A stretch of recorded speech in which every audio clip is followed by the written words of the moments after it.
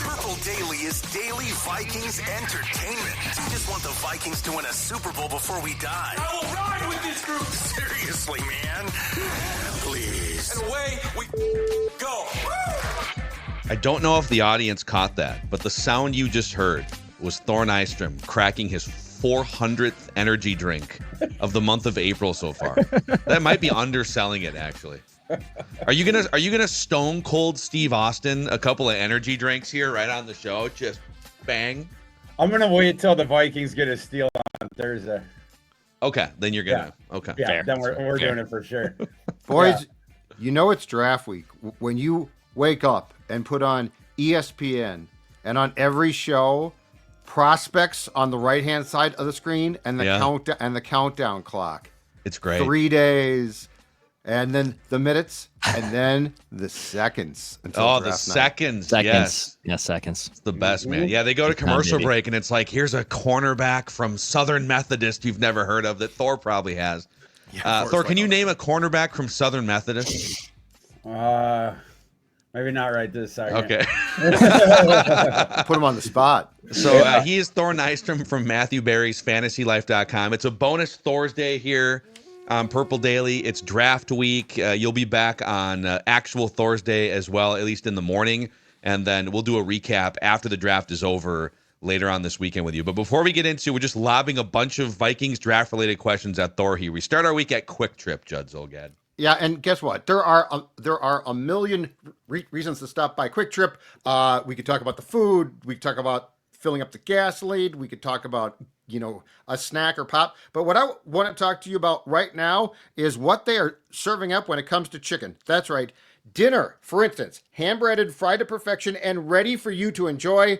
You can try Quick Trip's juicy chicken tenders, or how about this, the boneless wings that are perfect for dipping. That's right. The crispy chicken sandwich is filled with flavor as well. Quick Trip, so many options, and the chicken is absolutely fantastic. Put the app on your phone. You don't even have to go in to get the chicken. They'll bring it out to you. It's that simple at Quick Trip. Starting your week off right, that means stopping a Quick Trip. Yeah, I went to a Quick Trip, the one in like Apple Valley or like the border of Apple Valley, Lakeville last week. Sure. And I went in myself, and I got me some late lunch, and I just sat in the parking lot with the windows down on a 60-degree and sunny day, ate my lunch in the parking lot at Quick Trip. It's the simple things in life, gentlemen. The boneless wings, man. Ooh, and dipping sauces. Right.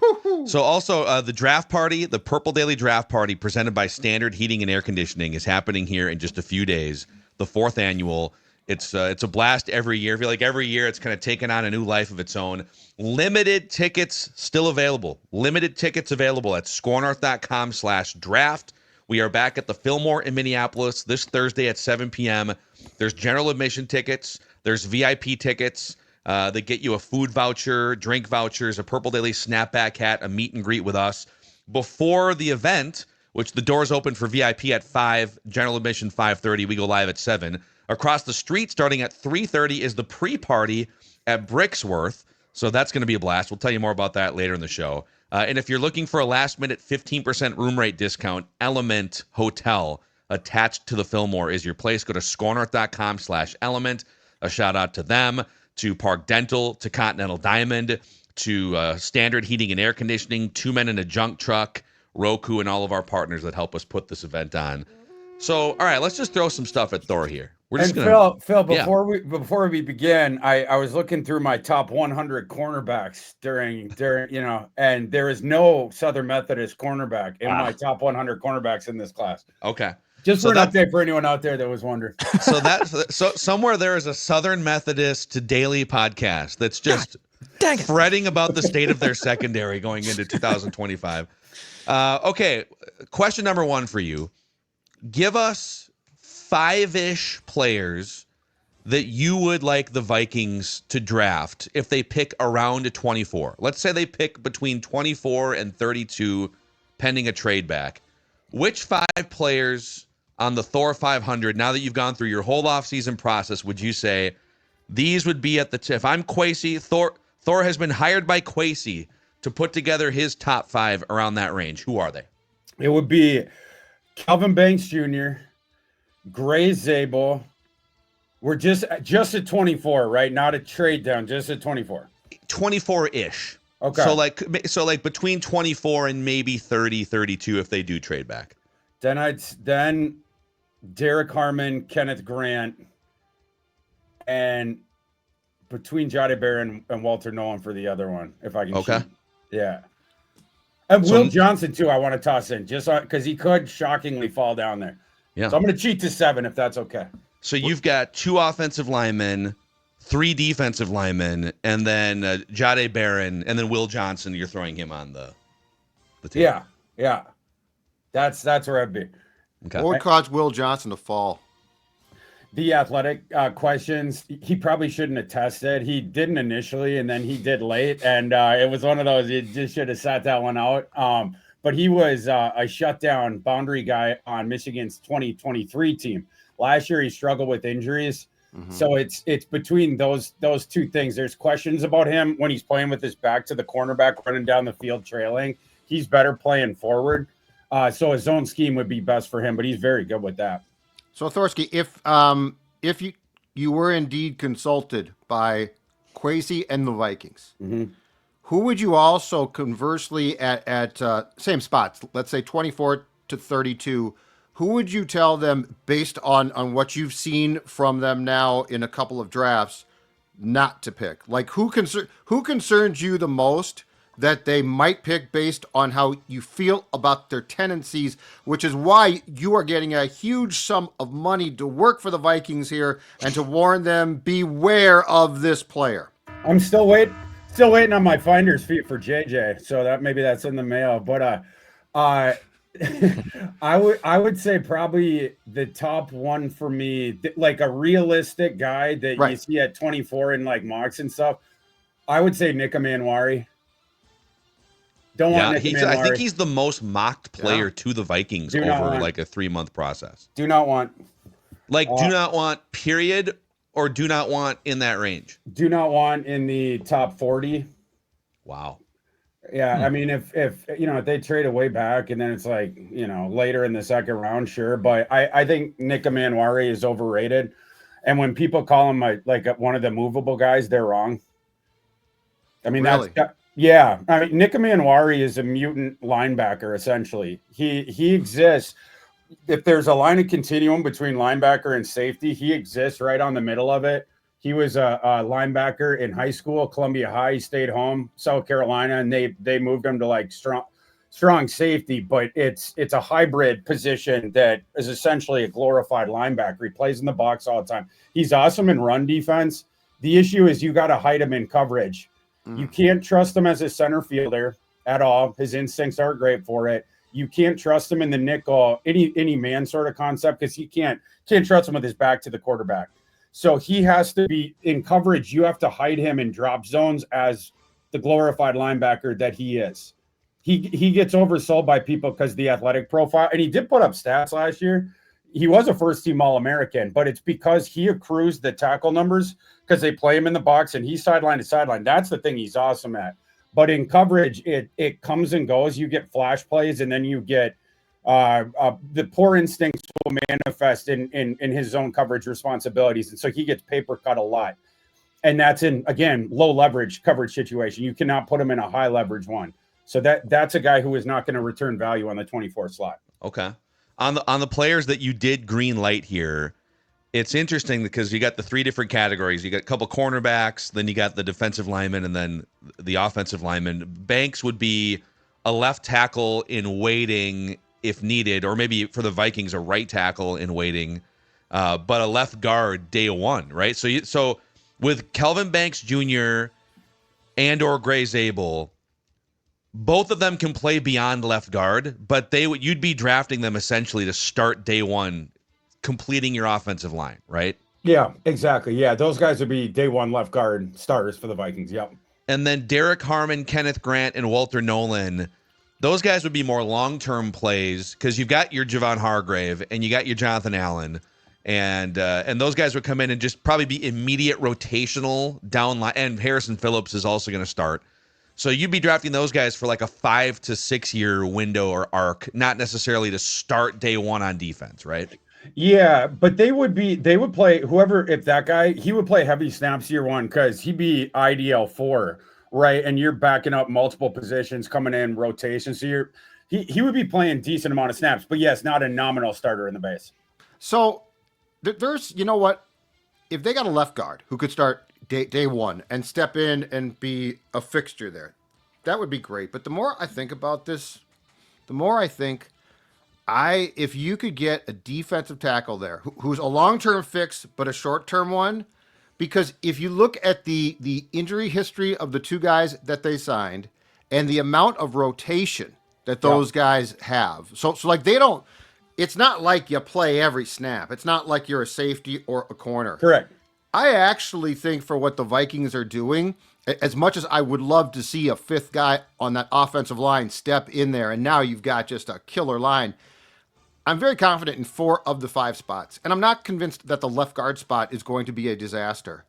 I think I would almost prefer for short and, more importantly, long-term, a defensive tackle there, just based on the amount of snaps that guy could get in 2025, and then gradually become a starter. I've convinced myself that I think that is more of an answer that could help you now and into the future. Well, could I add some context to that? In that Blake Brandel, when did Darisaw get hurt? It was like Rams Thursday night. Okay, so perfect. Is perfectly aligned. Play dropped off. Yeah. Blake Brandel was excellent in pass protection through week 7, and then his performance in pass protection with the pressures allowed really took a nosedive after Darisaw got hurt. And like the first 6 games of the year for Blake Brandel, he only allowed 6 total pressures. And so he was giving up like a pressure per game in pass protection until Christian Darisaw went down. And then it was 4 pressures, 5 pressures, 2, 2, 2, 2, 4, 2, 8 pressures, 5 pressures.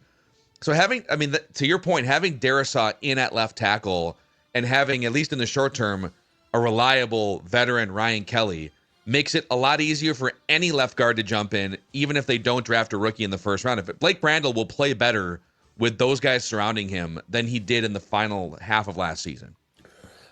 I agree with all that. The one contextual thing that I would say is the interior defensive line class is way deeper than offensive line in this class. Way deeper. Interior defensive line is the one you can put up, maybe not exactly with running back, where running back might be the best running back class the last 25 years. Maybe you wouldn't say that about the interior defensive line class, but it's real good.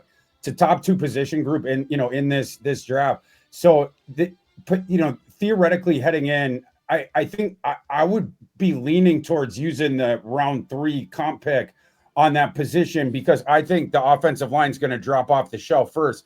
You will certainly not have access to a guy who can step in day 1, starter left guard, with that round 3 comp pick. You could get that guy you get the left guard round 1. With the round 3 comp pick, you could still get the rotational defensive line guy. I mean, the ceiling probably won't be as high, right? You might have to get more of a niche type of a guy. Right. But I think that's what I do, because you're going to get a quality one there. Whereas offensive line, you pick him late round 3, you're going to have to guess right. Judd? On that one too, what is let's talk about the drop off then. The defensive tackles that are on your list right here. Yeah. What's the drop off in your mind if you do wait till the 3rd round? Because what I'm trying to say about the left guard is I think you could get by with 4 really good players and Brandel playing left guard potentially here. So I'm not saying that I would have to go out and get a left guard in round 3, Thorsky, but like if you're going to go from the drop off from the players on your top 5 list here at defensive tackle to the 3rd round, what is that gradual decline in your mind as far as talent goes? Yeah, what you'd be looking at in the 3rd round with the interior defensive line, it would probably be the run stuffing guy who mucks stuff up on the inside. Okay. CJ West from Indiana, I believe we talked about him last week, is one guy, the stump guy. He can't move out of the hole. Really good run defender. Couple other ones. Yaya Black from Iowa is absolutely enormous. 6'6", 336, plays over 340 though. That's a guy you can put inside, can clog up the middle. And Yaya, he might be available into day 3. To me, he's a late 3rd round guy or an early 4th, but it's possible he's going to fall a little bit deeper than that. So that'd be a guy to look at. Deion Walker, we talked throughout the process, another one of those interior cloggers. I would probably be looking at one of those guys. Ty Robinson, a guy we've talked about, he might be in consideration there too. But those are the kind of guys, like, you go from guys who can like reliably wreck plays at the top, right? Like the Walter Nolans, the Derek Harmons, the guys that pull the pins out of the grenades. That's what, potentially have access to in round 1. These other guys, again, niche specific, but are going to greatly help your run defense right away. Okay, so that's a good segue into, and you've listed some defensive tackles, interior defensive guys that could pertain to the Vikings in like rounds 3, 4, 5, etc. But give us now, and maybe that list includes some of those guys you just mentioned. Give us like 5 sleepers, quote unquote. Like you nailed Puka Nacua a few years ago, for instance, if I remember correctly in your evaluation.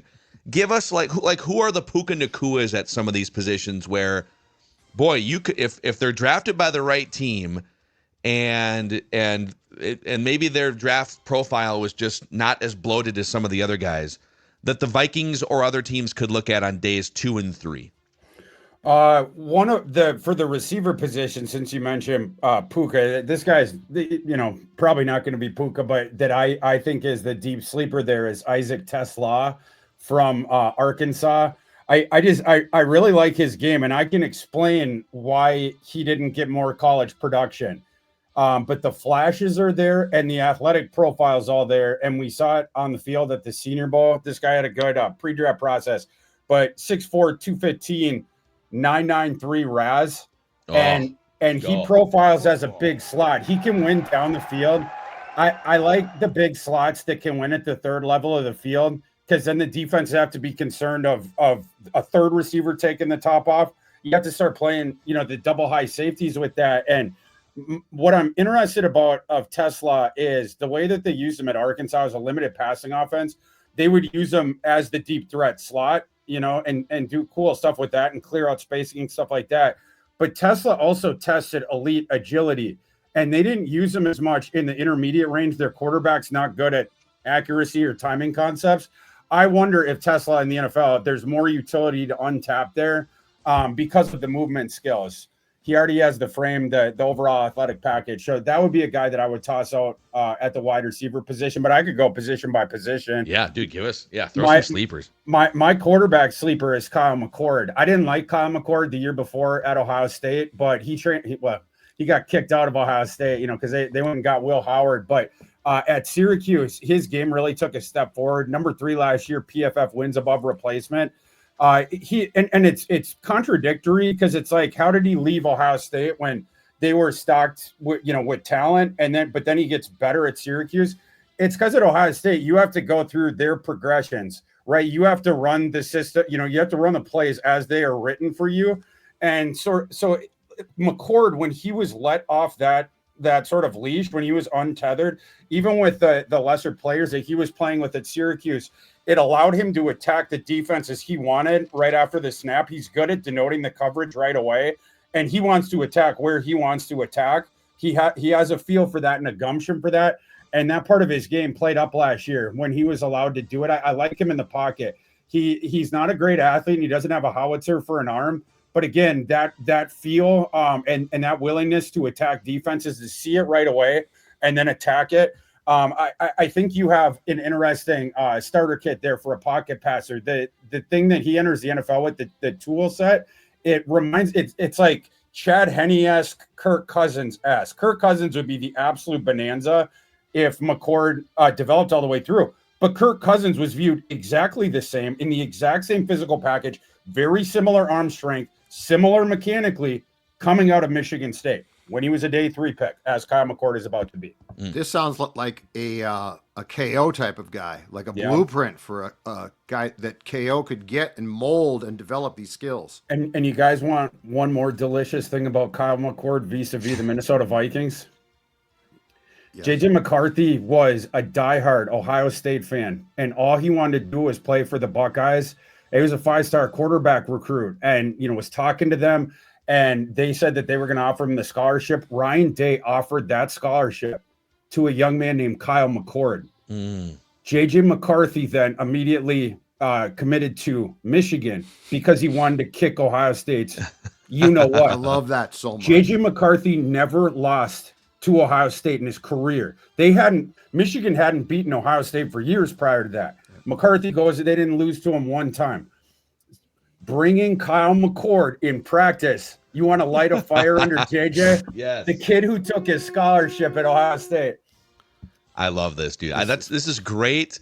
You talk about the Kirk Cousins era where they didn't want any sort of competition or threat. Sean Mannion as the backup. Yeah. Let's light a fire. Let's bring in Rodgers, bring in McCord.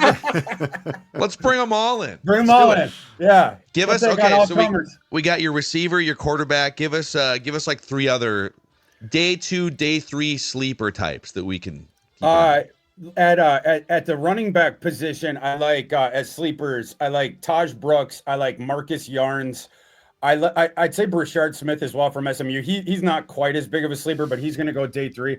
But Brashard Smith, great receiver. Marcus Yarns, a really fun receiver. Taj Brooks, one of the best pass blockers in this class, and a really good inside runner. So you talk about like a mix and match guy with the guys that you have, the situational RB3. I want a utility that's really good, right? Just one, right? You're not getting Genty on, round 4 or 5 or whatever, but a guy that could do, the one specific thing and get on the field. So those would be those guys. Going to tight end, Thomas Fidone. I think, have we talked about Thomas Fidone in a past episode? I don't think so. You guys know? Okay. No. I don't remember. He's a Nebraska tight end, and coming out of high school, he was, I believe, the number 1 tight end recruit in America. His first year on campus tears an ACL. That season's wiped out. Coming back the second year for a sophomore year, tears the other ACL. So this kid missed his first 2 seasons with separate ACL tears. Third year, Matt Rule came in. Fidone gets on the field that year and was working in, right? He was a situational guy. I think he started half the games, but was sort of, getting his sea legs under him. Tight end, a slow developing position anyway. And this kid, of course, first 2 years on campus couldn't see the field. And then last year, Fidone played more, but because of the Matt Rule system and because of the constitution of their receiving core, they had 2 big veteran boundary receivers who get deep. They didn't send Fidone down the seam as much. But Fidone, 6'5", 245 pounds, 95th percentile size adjusted athlete. That kid still has all the athleticism that he came into college with that gave him that recruiting pedigree in a long, stretched out frame. And by the way, a guy who plays inline, very few tight ends in this class, can play inline for you. And here's the last thing I want to say, Vikings fans. If you go to the website Raz, the Raz website where I get all these size adjusted athletic metrics and whatnot, you click on the individual guy, they'll give you the top 5 athletic comparables over the last, I believe it's 30 years. It might be 40. When is it to the mid 40? Back to the mid 80s. Over all the guys who have entered the NFL since then at a given position group, it will give you the top 5 guys that guy compares to in terms of his frame and his tests. The number 1 guy for Fidone was TJ Hawkinson. Wow. In the last 40 years of any tight end to work out for the NFL, not to make it. Over 40 years, any guy that went to his pro day, the guy that Fidone is most similar to in terms of that is Hawkinson. So you can see sort of the ball of clay that you're working with, and it makes sense why he is a little bit late on that development curve. This isn't a guy, right, day 1, year 1 that you're going to toss out there if you're a contender, but it's a guy, if you want to develop him, perhaps develop him behind the guy who his skill set is closest to. You might run into one there. And which at his press conference last week, Kwesi also brought up the fact, if you're to, take at face value what he said, that they intend to try to draft a tight end. So that's an interesting one because the depth chart I think is good enough probably for 2025. But that being said, there are probably going to be needs starting in 2026. So that's an intriguing one because especially if they get extra picks, make some trades. I would not be surprised at all if they took a tight end in, let's say, the, fifth round, something like that. I'll go further. I will be extremely surprised if they do not select a tight end at some point during the draft. Yeah. I feel that they have telegraphed this one pretty strongly, and the fact that they sort of keep insinuating it, they've done a lot of work on the tight end class. They will be popping a tight end at some point. I 100% agree on that. And I mean, first of all, they only have 2 reliable ones on the roster. One of them is in the last year of his contract in Josh Oliver, and the other one, TJ Hawkinson, has been banged up. He's been very expensive. I'm not saying he's at risk of like being traded or cut here in the next few months, but especially with JJ McCarthy coming in, I've been saying this for months. I wouldn't mind them running more heavier personnel sets and having 3 tight ends they can kind of rotate through and run some bigger personnel grouping. So love it. So, all right, those are some of Thor's sleepers to keep an eye on. And you already threw out a bunch of names too for like defensive tackles.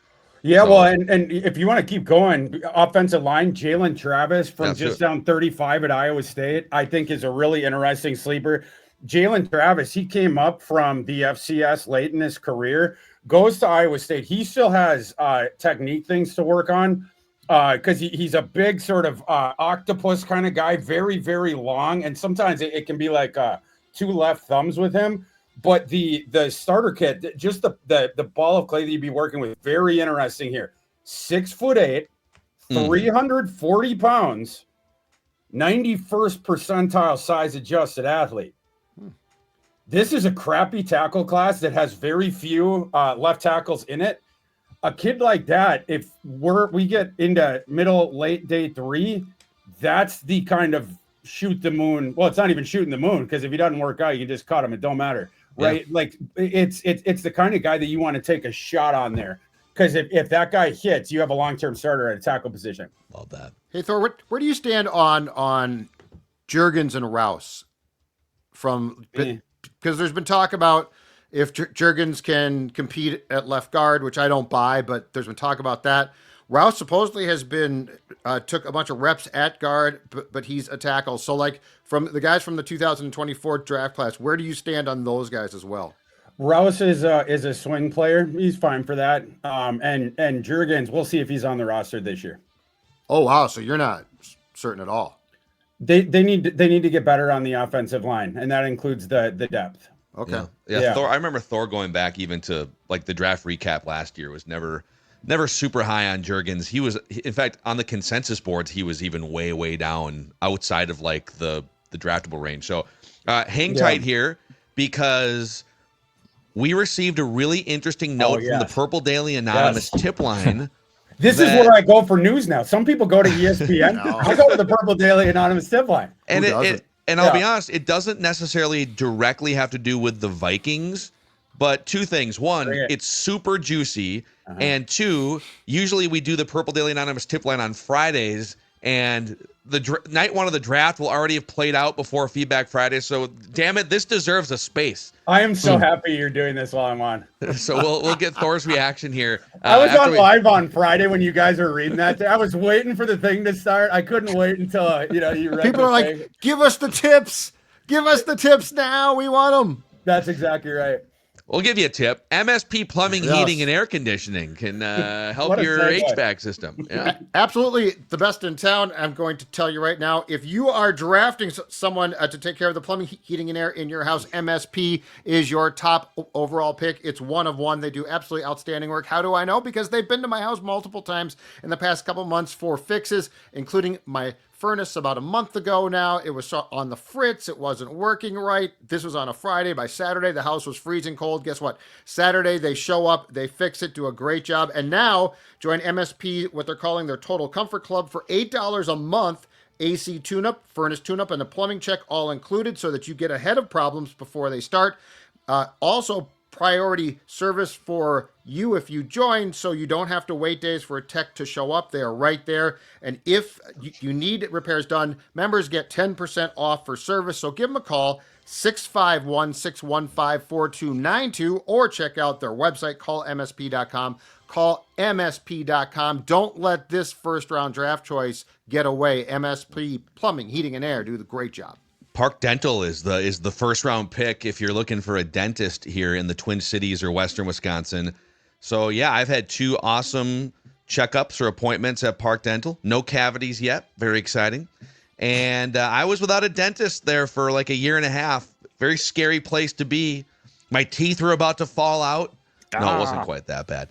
But yeah, I'm glad I found Park Dental back last summer. And if you're looking for a new dentist, or maybe your dentist retired or told you that he or she retired just to get rid of you, like me, for over 50 years, Park Dental has been caring for and cleaning teeth in Minnesota and Western Wisconsin. You can schedule your checkup at parkdental.com. And also a reminder that this Thursday, the Purple Daily Draft Party pre-party is at Brixworth, just across the street, kind of diagonal kitty corner from the Fillmore, 3:30 to 5 o'clock.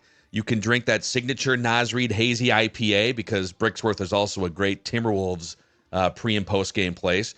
So we're kind of blending it together this week. But yeah, stop by, hang out with us. Vikings legend Chuck Foreman is going to be in the house. You get a custom pint glass when you mention the Purple Daily Draft Party. $4 Kill the Keg special beer for the party as well. So come hang out with us at Brixworth, right near the Fillmore, 3:30 to 5 on Thursday before night 1 of the draft and the draft party. So, okay, let's get to this here. Reckless speculation. The Purple Daily Anonymous tip line. And again, this has been the main premier source of NFL news, I feel like, over the past. All due respect to Schefter. For the world. It's a great job. Yeah. Yeah. You know, those NFL Network guys, super plugged in. Not as plugged in as the Purple Daily Anonymous tip line. Mm-hmm. So I will read this, and you tell me on a scale of 1 to 10, how believable is it, and then we can go from there. All right, let's do this. From Anonymous, sends in an update. I gave you an anonymous email 7 weeks before, so it was like 2 months ago, before 49ers reporters are now leaking similar information that's pretty much the same as my anonymous report to you guys from 7 weeks ago. Someone's been talking to the 49ers reporters. 49ers offer, from what Anonymous is hearing, to Brock Purdy is still in the high 40s, like 40-some million dollars. Brock's camp needs a 5 on the end of that contract, or the beginning of that contract, and an achievable bonus structure. They're close technically on average annual value, but Brock Purdy's camp is also unhappy with contract language on guarantees. The Tua comp at $53 million AAV is going to be the hang-up here. There's no way Purdy is taking below what Tua currently makes at $53 million. Also, as I told you weeks ago, Purdy loves the idea of living in Tennessee. Everyone thinks Aaron Rodgers is holding the quarterback market up. It's the 49ers deciding if the Titans' second-round pick and some change will persuade them to take the risk of trading their franchise guy, Brock Purdy, over a $6 to $8 million AAV difference. If they decide to trade him, it's draft day pandemonium. This is the second time that this anonymous tipster has emailed the show here about Brock Purdy and the 49ers and the Titans specifically being a team of interest here. Is there scale of 1 to 10? Is there any believability here? That would be pretty fascinating because that would throw a grenade right in the first slot. Either way, it would be pretty fascinating. Yes, you're right. Nice. Wow. Yeah, wow. That was good. Thor's like, I'm done. But you know, if the 49ers were indeed gonna and I'd be down with that. If I was them, I would have traded Brock Purdy. Why give him that money? Right? Like you know, I mean, the same that with the Tua thing. I wouldn't be paying Tua $53 million. I wouldn't, as discussed numerous times on this show in previous years, I wouldn't give Kirk Cousins whatever he got. I wouldn't give Sam whatever he. It's not the way you win a Super Bowl. So yeah, like if I'm the 49ers, I do that. But yeah, like the Titans are far enough down the road with. I mean, they basically the public coronation of Cam Ward. They've gotten pretty close to outright saying it. So that would be a stunner because they appear that more so than any team in the past that I can remember to be like, yeah, you know, it's going to be that guy. So that would be a surprise. Let me add to this too, in that everybody's been wondering, and Aaron Rodgers went on McAfee last week, and he's had some great meetings with the Steelers. but he's being He really clarified he wasn't begging the Vikings, Phil. Come on. Right. Yeah. Come well, on. but that's what I'm wondering is it's pretty clear at this point the Vikings Pretty are clear. pretty clear. It's pretty clear that the Vikings are a no. So what is the only hangup would be he's desperately waiting for like McCarthy to fall on his face, or he's really considering retiring, which is maybe true, or there's a mystery team lurking out there that has told Aaron, hey, let us work through a couple things here. The 49ers as the mystery team make a ton of sense. And if you decide we're not paying Brock Purdy $55 million a year, especially as our roster has kind of aged out and we had to get rid of a bunch of guys, we'd rather go get a top of the second round pick and some other capital, save the $50 million a year, use Aaron Rodgers as a 1-year stopgap, and then maybe draft Jackson Dart or something in the first or second round. What is Purdy's value? What should he get? Because I'd go low. I might go as high as 45. I don't think I'd go past that. I think you got to draw a line. I think you got to draw a line somewhere. I mean, he's good, but he's a product of a coaching staff as well.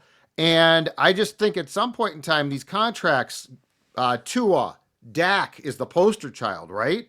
At some point in time, you have to draw a line because as we saw here with Kirk at the time, teams are crippling themselves. Yeah. Like they are crippling themselves with these contracts for what I would say are very good but not great QBs, because there is only right now, probably in fairness, a handful of QBs that you would say are great. Maybe a handful. Yeah, maybe. For sure. Yeah, and to pay one of them that kind of money, he has to be a top 4 or 5 one for you to be able to win the Super Bowl overall, qualitatively in the NFL. The only way to guarantee that you can't win a Super Bowl over the next 5 years is to sign one of these quarterbacks like we're talking about in this bucket to a contract like that. And organizations do it every single year. Thank God we got Kwesi, right? And we didn't have to keep going on that, because we would have been around the 500 doing that dance into infinity, right? Like that's why it's either got to be the top 4, 5, 6 qualitative quarterback in the NFL. Those are the guys that you can pay. Very, very, very small group. Or you got to play the rookie quarterback thing and just do that until you hit on one of those guys. It's the only way to win a Super Bowl, folks. Like the data's there. This isn't an argument, it's just a fact. Yeah. And there's always like the 8 to 10% outlier of like, well, what about this situation? And yeah, but like you shouldn't be playing the outliers. You should be. But if you're the Titans and you're desperate, and at this point they've made it very clear through their process that they're drafting Cam Ward. But if something like, and by the way, I think this is a valid piece of information. Maybe it's coming from the Brock Purdy camp as leverage. I'm going to say it's like an 8 on a 1 to 10 scale of anonymous tip line believability. Whether it actually happens is probably more like a 2. But if you're the Titans and you do this, I agree. I wouldn't do it, but you'd still have the number 1 overall pick. You could then trade out of that, collect a bunch of other capital, move down, grab another player that's not a quarterback, and pick up 3 extra picks or whatever it is. So I don't know. I respect to this tipster here for the digging that he or she is doing. Yeah, and you see the issue. Like Brock Purdy on a rookie contract, enormous value add, absolutely enormous value add. But now when you have to give him real money, you see what happens to the roster. This offseason, the 49ers had the bizarro Vikings offseason. Right? We're moving in different directions. The 49ers, because they got to give out the Kirk Cousins contract or whatever, Kirk Cousins contract plus to Brock Purdy. The entire roster is getting blown up by Debo, by Jordan Mason. They waved goodbye to a billion different play. I mean, the defense and the lines just totally blown apart. So you can pay the 14th best, 13th best quarterback in the NFL this ludicrous contract. If I was the 49ers, I would have tried to start trading Purdy right after the season ended. Right? Like let's turn this thing, let's blow up the whole thing. The rest of the roster is getting blown up anyway. What, Brock Purdy's going to be our savior and he's going to bring a mediocre roster and win a Super Bowl? Get out of here. Right. They're guaranteeing themselves that they ain't going to be winning one for a while. You sign that contract. So I would definitely be open to the trade. I just don't know if it makes sense for the Titans. They could swing it 41 mil. But yeah, like, because of those factors, I wouldn't. The one thing I'll say though, piece of information that I have, I absolutely expect the 49ers to get wild this weekend. Ooh. Absolutely expect them to get wild. They have all kinds of draft 49ers gone wild. 49ers gone wild. Football gone wild. Yeah. Spring break. And I've said this. I ardently believe this. If there is a shocking trade up into the top 5, a team coming out of nowhere trading into the top 5, where it's it's like Schefter, like, oh my god, and hyperventilating, like, getting to the report, like, as we're going during the draft. I believe it's going to be the 49ers. They have a war chest of draft equity, and now you have a whole bunch of different holes that you need to fill. Kyle Shanahan, the offensive guy, I think he's looking for an offensive superstar. If they can get up there in that range to try to replace some of the guys that are gone. And you're trying to help out your now overpaid quarterback or whenever, that contract with Purdy, but to get a skill guy that could help out there. Speaking of, I mean, if this happens, if Purdy gets traded to the Titans, who knows what the contract's going to look like for the Purple Daily Anonymous tip line going forward. Purple Daily Anonymous tip line is going to look at Schefter plus Shams, add all those salaries together for his or her next contract. Thor, great stuff, dude. Thanks for jumping in an extra day here, an extra Thor's day, and we'll do it again in a few days, the morning of day 1 of the draft, sir. Can't wait. Countdown's on, baby. Countdown's on. You can find Thor's work at ThorKU on Twitter or X, and then his wonderful draft work that you can find in written form at MatthewBerry'sFantasyLife.com. And then what podcast platforms can people find you on here too, besides Purple Daily, obviously? Yeah, on the Fantasy Life channel. We're the rest of the Fantasy Life YouTube channel. You can find all of our draft stuff there and doing a draft show and everything like that. Beautiful. All right, there he is, Thor Nystrom. We'll say goodbye to Thor. We will keep it here because a 7-round mock has just hit the press here from ESPN.com's Jordan Reed. Ooh. That's right. He has gone 1 all the way through Mr. Irrelevant. So we'll see where he has players going here relative to the Vikings. But 2 men in a truck are helping the Goff family with their move. I saw you guys are like packing your own stuff too. You're kind of tag teaming it. We're doing some of the stuff on our own, but there's stuff that, let's be honest, old Dex Tweets is not muscling up to figuring out how to do it. Logistics too. Like I you know what? I'm hiring a professional to move the beds and the couches and the entertainment center, the stuff you can't fit in a car. So I'm going to let my friends at 2 Men in a Truck handle all that, okay? Convenience and customer satisfaction are their top priority. They offer free, no obligation, same-day quotes, no hidden fees or service charges. What they quote is what you pay. They want to simplify that moving process for you, so don't wait. You can also hire them to remove that junk. If you got a bunch of extra stuff you don't know what to do with, you can hire them to get rid of it as well. So go to 2meninatruck.com to book that next appointment. Tell them that you heard us on Purple Daily. Go to 2meninatruck.com to book that appointment. Also, a shout out to Dennis Kirk for all you riders out there, motorcycle riders, ATVs, all the Stone Cold Steve Austins that hopefully aren't crashing your vehicles into guardrails and having lawsuits potentially. So Dennis Kirk is here to help with over 185,000 parts, apparel, and accessories for riding season. All the top brands and the most stock available compared to their closest competitors. They also offer same-day shipping when you place an order by 6 p.m. Central Time and free shipping on orders over $89. DennisKirk.com is here for riding season. Parts for over 20 different makes of motorcycles, not just Harleys, 20 different types. You can find them at DennisKirk.com. So, all right, here's this mock from Jordan Reed, ESPN.com. Just pumped it out this morning here. And it's a 257-player mock draft. So we'll just kind of fly through. I don't know if he has trades. We'll just kind of fly through this. Cam Ward, number 1 of the Titans. Travis Hunter to the Browns. Abdul Carter to the Giants. So Giants deciding not to take Shedeur Sanders. And then I'll skip around here. Ashton Ginty to the Raiders at 6. There's Shedeur to the Saints at 9. That's picking up a lot of steam around the mockosphere at this point. Yeah, and I'm not sure I'm not sure I agree yet with that one. I feel like they're going to be higher or lower. No. I feel like Shedeur to the Saints is filling what looks to be an immediate need on the Saints, but I don't know that that's the smart play. Like I think it's the logical one among mockers right now. but I could see him dropping below that. They might be looking unless someone wants to trade up to get him. Like that's a possibility too. In terms of Vikings targets here that Thor mentioned, Kelvin Banks Jr. is the first one off the board at 11, according to Jordan Reed, to the Niners. Jahdae Barron, the cornerback from Texas, to the Dolphins at 13. Let's see here. There's Will Johnson, Michigan cornerback, to Arizona. So that's 3 Thor targets off the board. Derek Harmon, another one. Yeah. Defensive tackle, Oregon, to the Bengals at 17. Wait till you get to 24.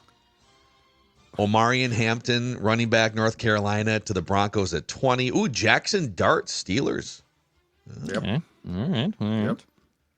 Okay, and with the 24th overall pick, who was the player Thor said, under no circumstances do you take this guy in the first round? The Vikings select safety out of South Carolina, Nick Emanwari. Right on cue. So the Thor scouting report, though, leads me to believe that what Thor saw, Brian Flores sees, right? Like he knows. It's not like he's like, oh, this guy looks like he's good. I really don't know. Like he is hand-picking guys. So Thor's scouting report essentially says that this guy is a hybrid linebacker who's not really a safety, which is what the Vikings need. So I will say this, despite what the mocking community says about this guy, I have faith that they're not going to take a guy that Flores sees through and says, no, he does not fit the versatility of the secondary that I so desire, especially for my safeties. Yeah. So many different opinions, because it's possible that the Vikings could have some guys in there that say, in their scouting department in Flores, that say, oh, we love this guy's toughness. We love, whatever. So, okay, just another interesting one before we get to the rest of the Vikings picks. Jordan Reed has Jalen Milroe, quarterback, Alabama, as the first pick in the second round to the Browns. Now, Milroe has been invited to the draft, and I think he's going to show up. Sounds like Jackson Dart is not going to go now. He dropped out. Okay. I think he just dropped out and said no thanks. I mean, it's Green Bay. I don't really blame him. Oh, wow. I've told you guys, in season. Doesn't want to hang out at the chain restaurants. Green Bay, great. Off season, I don't care if they have the draft there. How are there enough hotel rooms in that area for all the people that descend, like NFL people? They're staying in Milwaukee. They're staying in Wausau. No. There's not. It's not close. Boy, the Airbnb extravaganza out there. People's full homes probably. Oh, God, like the Vikings are probably just like renting people's homes up and down streets of Green Bay, right? Yeah. So, okay, with the 97th overall pick, Jordan Reed has the Vikings taking defensive tackle from Tennessee, Omar Norman Lott. So this would kind of go to what Thor's saying, which is there's a lot of depth at that position. You could snag someone with your third-round comp pick. The write-up says the Vikings signed Javon Hargrave and Jonathan Allen, but Norman Lott would provide young depth across the defensive line as a designated pass rusher. 6'3", 315 pounds.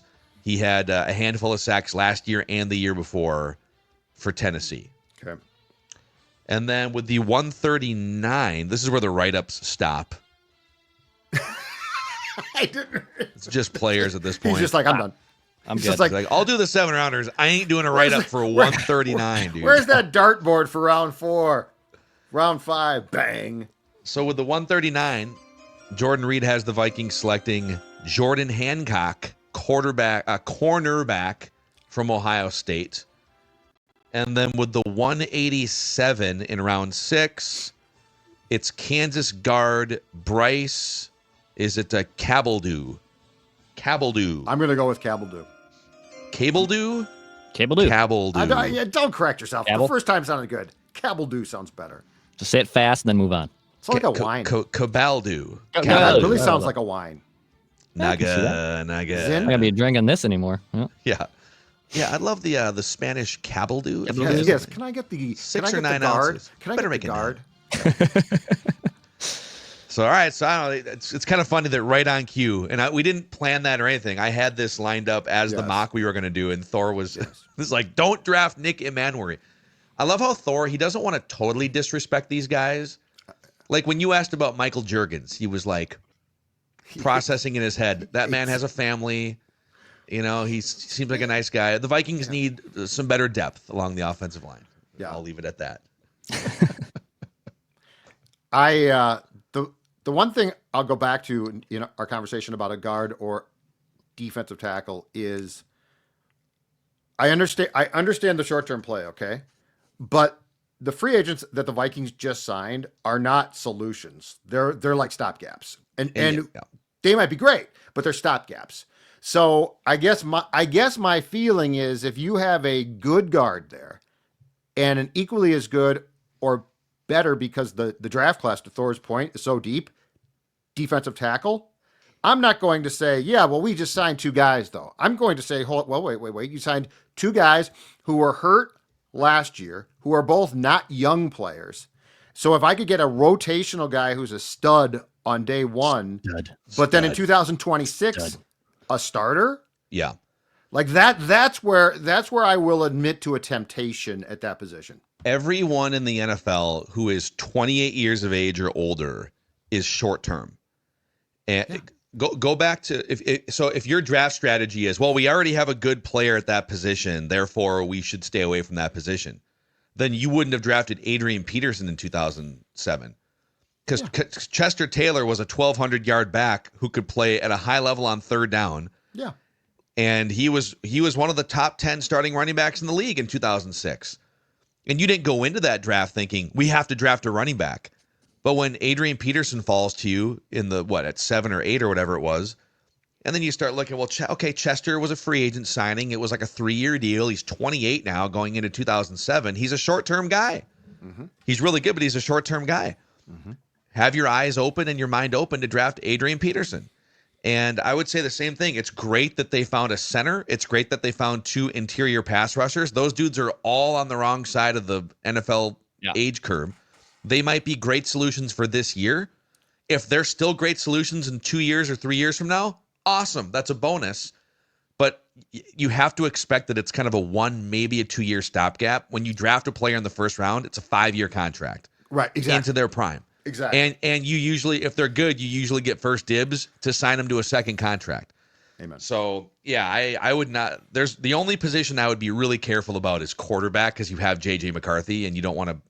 Like, if Shedeur Sanders falls to you, you have to trade out probably. But almost any other position, including wide receiver, I am wide open-minded with that 24th pick. Yeah, absolutely. Well, the 2 of the Vikings' best first-round draft picks of all time are Peterson in 2007 and Moss. They're 2 of their best picks. They weren't needed. Yep. But they get to you, and you're like, oh, okay, yeah. And look, if the best defensive tackles are gone, I'm not saying force that, but if a guy who was considered a, top 20 pick falls to you and you can solve this problem, and the defensive line now to me is so important because especially the interior guys are these freak athletes now. Like, they're hard to find. They're really hard to find. So all respect to Thor. Thor knows a ton more about these picks than we certainly do. But that being said, that's sort of where my thought process is right now. Yeah. I was going to actually say it, and then I realized, you know what I'm going to do? I'm going to save this as a hot take tomorrow, because I think I just got I have my hottest take for the Vikings draft and their 2025 season. I'm going to put a pin in it, and we can circle back, because I have a hot take it offline tomorrow that I will deliver. We can take it offline. I'll be a rock star. Every other cliche we can think of. Rock star.